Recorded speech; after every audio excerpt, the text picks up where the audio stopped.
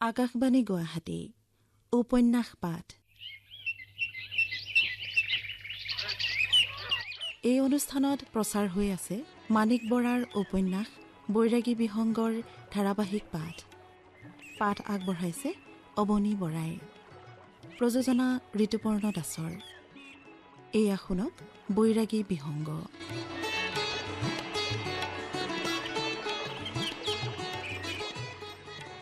এইখন ছিকিম।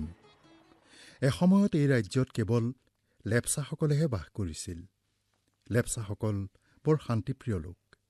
তাৰ পাছত ছিকিম ভূটানৰ দখললৈ যায়। এতিয়া ছিকিম লেপচা, ভুটীয়া আৰু নেপালীসকলৰ বাসভূমি। আজি কিছু দিনলৈকে ছিকিমতো নেপালৰ দৰে ৰাজতন্ত্ৰ আছিল। এতিয়া কিন্তু ছিকিম জনগণৰ দ্বাৰা শাসিত গণতান্ত্ৰিক দেশ ভাৰতৰ অংগ। পৃথিৱীৰ পৰা ৰাজতন্ত্ৰ লাহে লাহে উঠি গৈছে। নেপালতো নিশ্চয় গণতন্ত্ৰ হ'বই। সকলো ৰজা এদিন বুৰঞ্জীৰ পাততহে থাকিব। লেপচাসকল পশুপালক। উত্তৰ অঞ্চলৰ ওখ পৰ্বতবোৰত তেওঁলোকে বাস কৰে। ভুটীয়া আৰু নেপালীসকল কৃষিজীৱী।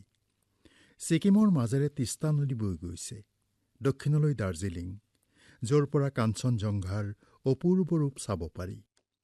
দাৰ্জিলিঙত মহাদেৱৰ দুৰ্জয় লিংগ মন্দিৰ আছে। এই দুৰ্জয় লিংগৰ পৰাই ঠাইখনৰ নাম দাৰ্জিলিং হৈছে। ছিকিমৰ পূবত ভূটান। ছিকিম ভূটানৰ মাজেৰে এটা পথ ওলাই ভূটান সীমান্ত পাৰ হৈ উত্তৰলৈ গৈছে দুৰ্গম অৰণ্যৰ মাজেৰে। ছিকিম, নেপাল, ভূটানৰ ওচৰে পাজৰে কেইবাদিনো থাকি আমি ছিকিম ভূটান হৈ উত্তৰলৈ যোৱা পথটোৰে পুনৰ যাত্ৰা কৰিলোঁ। এই অৰণ্য অঞ্চলত সদায় আমাৰ শত্ৰু পক্ষী কিছুমানৰ লগত সংঘৰ্ষ হয়েই। বহুতো সৰু সৰু পক্ষীয়ে জীৱনো হেৰুৱাব লগাত পৰে। সেইবাবে আমি এই অঞ্চলত ৰাতিহে যাত্ৰা কৰোঁ। আকাশত প্ৰচুৰ জোনাক। নীলা আকাশ বক্ষত নক্ষত্ৰপুঞ্জ টিপ টিপকৈ জ্বলিছে। বতৰটো বেছ নিৰ্মল। অকণমানি টিপটিপিটো প্ৰায় মোৰ বুকুতে সোমাই উৰিছে। ভয়ত আজি তাৰ গান বন্ধ হৈ গৈছে। আগে আগে ধনেশটো আৰু এঠিঙীয়াটো গৈছে। চৰ্দাৰৰ ভংগীৰে মাজে মাজে সিহঁত দুটাই ঘূৰি চাইছে। এবাৰ এঠিঙীয়া তেতোনটো চোঁ মাৰি তললৈ নামি যোৱা দেখিলোঁ। আৰু অলপ পাছতেই তাৰ পিছে পিছে ৩-৪টা সোণালী চিলনীয়ে খেদি অহা দেখিলোঁ। মোৰ বুকুখন চিৰিং কৰি গ'ল। বিপদ।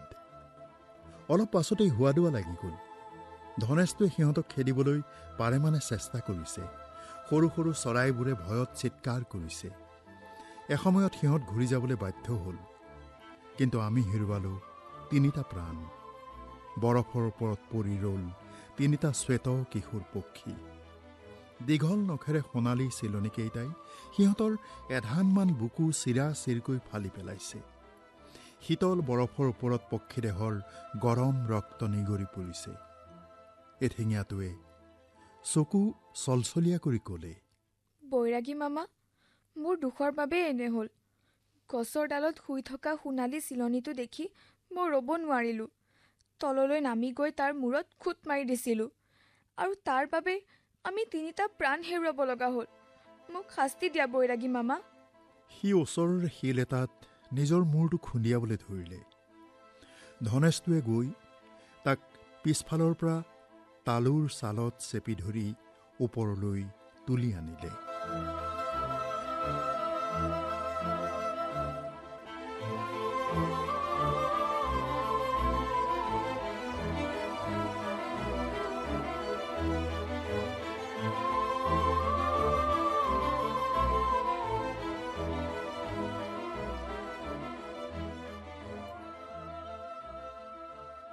এইদৰেই কাল ৰাত্ৰিৰ অৱসান হয়। পূবৰ বতাহজাকে কঢ়িয়াই আনে আশা আৰু আকাংক্ষাৰে ভৰা মায়াবী অমৃত স্পৰ্শ। জীৱজগতে পাহৰি যায় ৰাতিৰ বেদনা। বৃক্ষডালৰ পত্ৰগুচ্ছত এক নিৰাময় আশীৰ্বাদৰ দৰে মলয়া সমীৰে পৰশ বোলাই যায়। এক নিৰাময় ৰক্তিম ৰাগ যুৱক যোগীৰ ঈষৎ হাঁহিৰ দৰে দেখা দিয়ে। বিহংগ দলৰ ব্যস্ততাত উষা বন্দনাৰ কলধ্বনিৰ লগতে পৰ্বতৰ গুহাই গুহাই ঠেকা খাই বাজি উঠা সমীৰ বাঁহীৰ সুৰ এক চিৰ শান্তিৰ দৰে পৃথিৱীলৈ নামি আহে। ডাঠ অৰণ্যভূমি পাৰ হৈ যাযাবৰী পক্ষী দল আহি উপস্থিত হয় হিমালয় পৰ্বতমালাৰ মধ্যৱৰ্তী মানৱবিহীন এক সৌন্দৰ্যপুৰীত।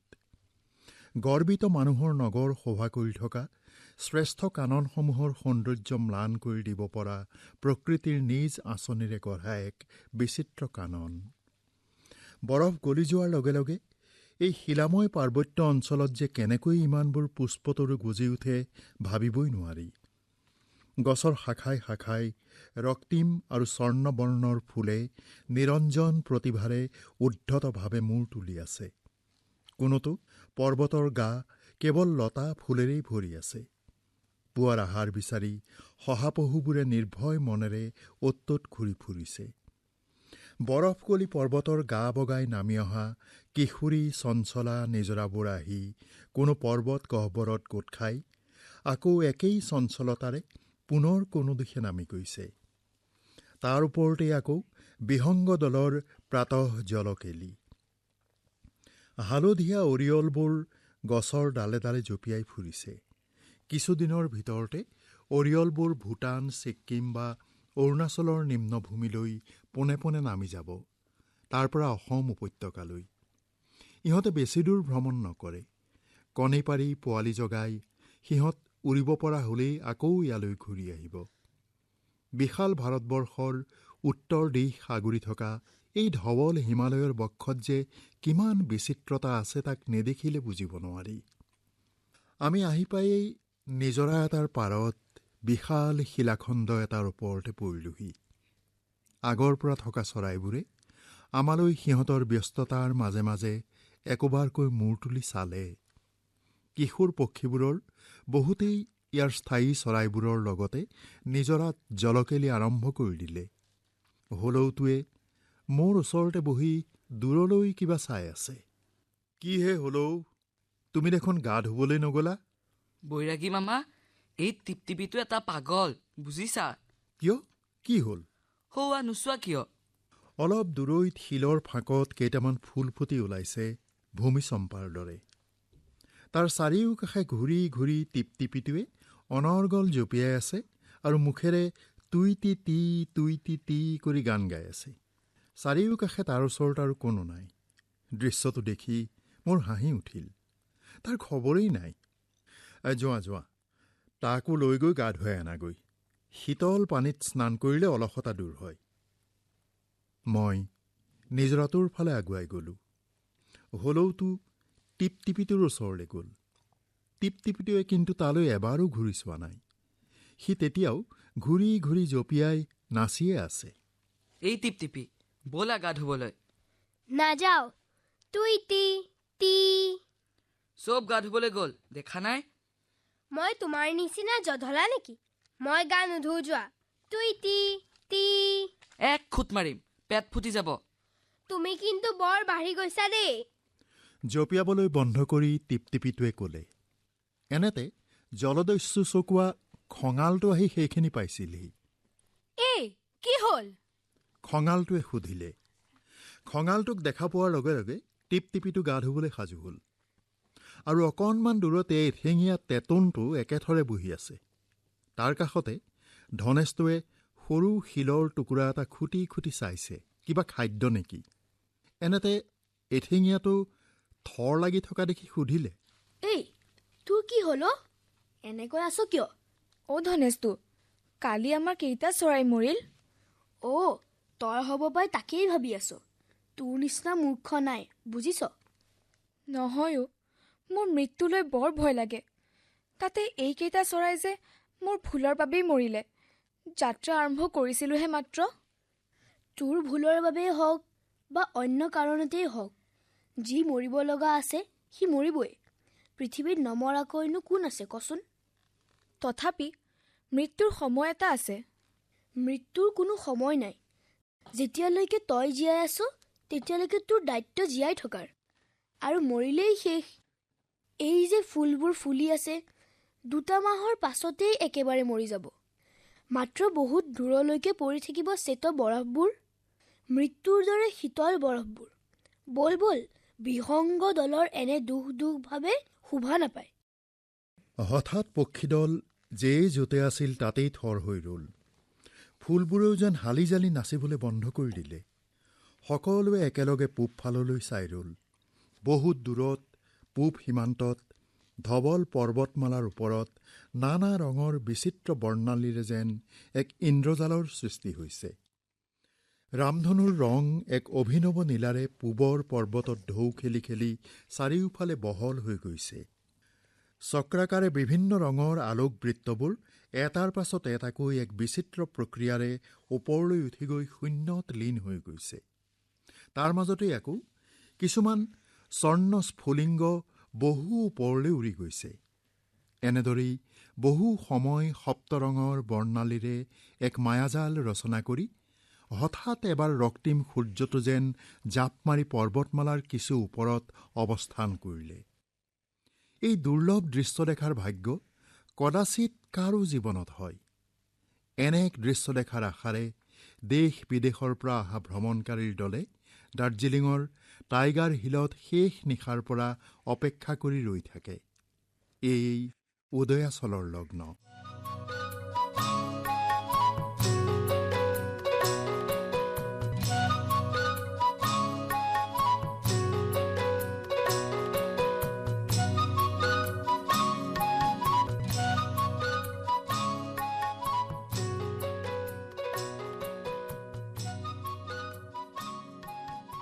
আমি যাযাবৰ নবছৰ। কোনো মোহেই আমাক বেছিদিন ধৰি ৰাখিব নোৱাৰে। কেইদিনমান পাছতেই এই বিচিত্ৰ কানন এৰি আমি যাত্ৰা কৰিলোঁ। এইবাৰ মাত্ৰ বৰফ আৰু শিলৰ পৰ্বতৰ শাৰী, মাজে মাজে গিৰিসংকটৰ ফাঁকে ফাঁকে বৈ যোৱা বৰফ নদীৰ খলখল শব্দ। ক্ৰমান্বয়ে আমি ওপৰলৈ উঠি যাব লগা হৈছে। ধৱল পৰ্বতমালাৰ ওপৰে ওপৰে জাক জাক পক্ষীৰ সমদল। কেতিয়াবা থোপ খাই থকা কপাহৰ দৰে বগা ডাৱৰৰ মাজত সোমাই পৰিছে। আকৌ কেতিয়াবা শাৰী পাতি পাৰ হৈ যাব লগা হৈছে দুই ওখ পৰ্বতৰ মাজৰ ফাকেৰে।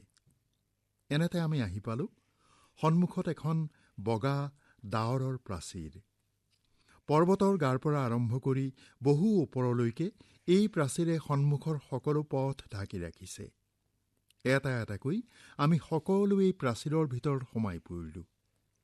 অলপ পাছতেই ডাৱৰৰ মাজত আমি কোনেও কাকো নেদেখা হলোঁ। এইদৰে আগবঢ়াটো বিপদজনক। মোৰ নিচেই কাষতে হালধীয়াটো আৰু টিপটিপিটো আছিল। সিহঁতকেই মই দেখা নাই। এনেতে ওচৰতে টিপটিপিটোৰ মাত ভাঁহি আহিল। বৈৰাগী মামা, মই একো দেখা নাই। তুমি ক'ত আছা? যে য'তে আছা পোনে পোনে ওপৰলৈ উঠি যোৱা, নহ'লে পথ হেৰাব। মই চিঞৰি কোৱা দি ক'লোঁ। লগে লগে সকলো চৰাই ওপৰলৈ উঠি যাবলৈ ধৰিলে। ডাৱৰৰ মাজত কেৱল সিহঁতৰ পাখিৰ ঝপঝপ শব্দহে শুনা গ'ল। বহু ওপৰলৈ উঠাৰ পাছত ডাৱৰ পাতল হৈ আহিল। ছয়াময়াকৈ আমি ইটোৱে সিটোক দেখা পোৱা হলোঁ। এতিয়া আমাৰ তলত এখন ডাৱৰৰ সমুদ্ৰ। আৰু অলপ আগুৱাই গৈয়ে আমি পৰ্বতবোৰ দেখা পোৱা হলোঁ। পুনৰ আমি তললৈ নামি আহিলোঁ। পাতল বগা ডাৱৰ কিছুমান তেতিয়াও লক্ষ্যহীনভাৱে ইফালে সিফালে বগাই ফুৰিছে। অ' বৈৰাগী মামা, সৌ গুহাটোৰ ফালে চোৱাচোন, কেইবাটাও প্ৰাণী বহি আছে। হালধীয়াটোৱে আগলৈ চাই ক'লে। আমি সেইফালে চোৱাৰ লগে লগে প্ৰাণীকেইটা মানুহৰ দৰে দুই ভৰিৰ ওপৰত থিয় হৈ দীঘল দীঘল খোজেৰে আমাৰ ফালে আগুৱাই আহিল। গোটেই গা নোমেৰে আবৃত, বাহিৰলৈ ওলাই অহা জোঙা দাঁত, কপাল পিছলৈ হালি যোৱা, দীঘল হাত। দলটোৰ ভিতৰত দুটা প্ৰায় ৭-৮ ফুট ওখ, বাকী দুটা সৰু সৰু, বোধহয় সিহঁতৰে পোৱালি। সিহঁতে নিজৰ মাজতে কুই কুইকৈ কিবা যেন কথাহে পাতিলে। বৰ মিঠা মাত।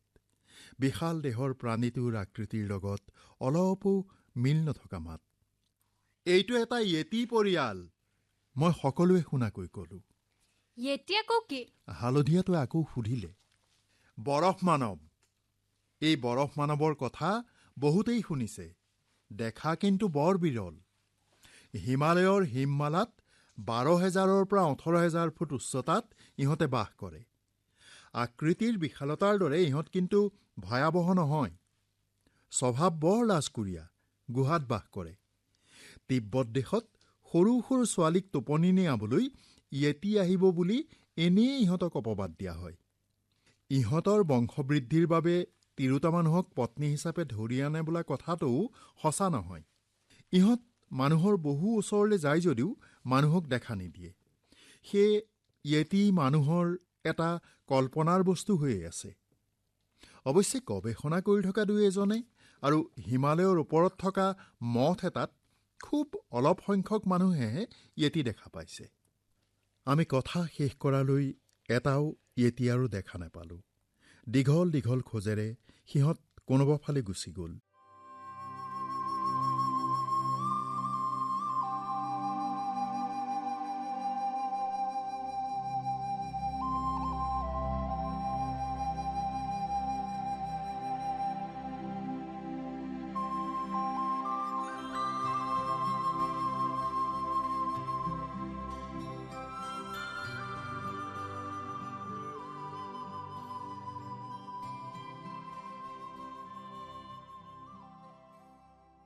ওখ পৰ্বতবোৰ লাহে লাহে চাপৰ হৈ আহিল।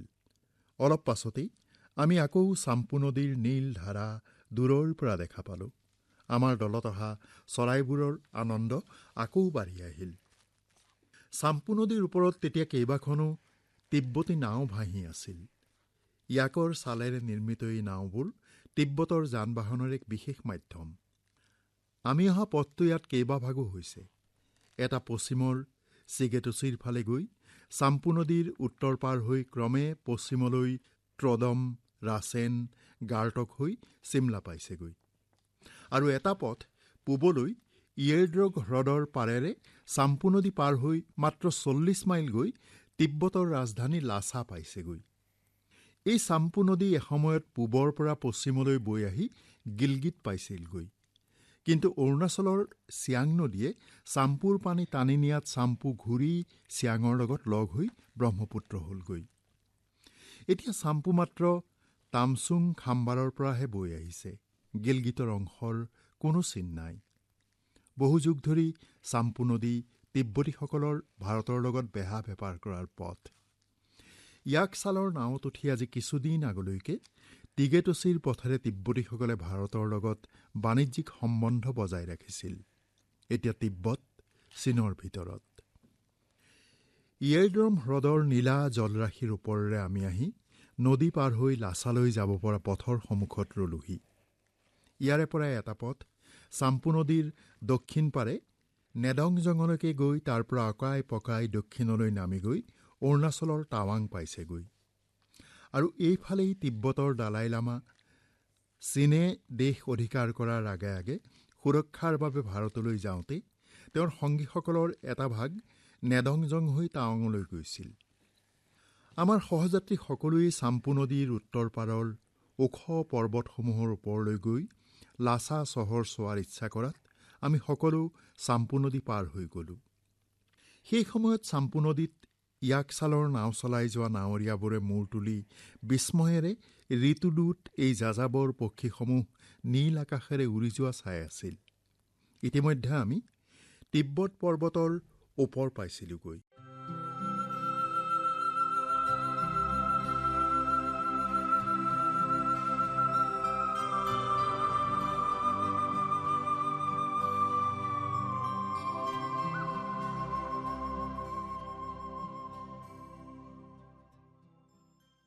উপন্যাস পাঠ অনুষ্ঠানত ইমান পৰে মাণিক বৰা ৰচিত উপন্যাস বৈৰাগী বিহংগৰ পাঠৰ তৃতীয় খণ্ডটি শুনিলে। পাঠ আগবঢ়ালে অৱনী বৰাই। চৰাইৰ বিভিন্ন চৰিত্ৰত অভিনয় কৰিলে তন্ময়ী বৰা, বি পাল্কি, ধ্ৰুৱদীপ হাজৰিকা, অৰুণাভ হাজৰিকা, আকিব মজিদ, প্ৰিয়াংশী পৰাশৰ, সাক্ষী প্ৰিয়ম্বদা আৰু হৰ্ষিতা শৰ্মাই। উপন্যাস পাঠ অনুষ্ঠানটি প্ৰযোজনা কৰিলে ঋতুপৰ্ণ দাসে। বৈৰাগী বিহংগ উপন্যাসখনিৰ পাঠৰ পৰৱৰ্তী খণ্ডটি শুনিবলৈ পাব অহা সপ্তাহৰ এই একেটা বাৰৰ এই একেই সময়তে।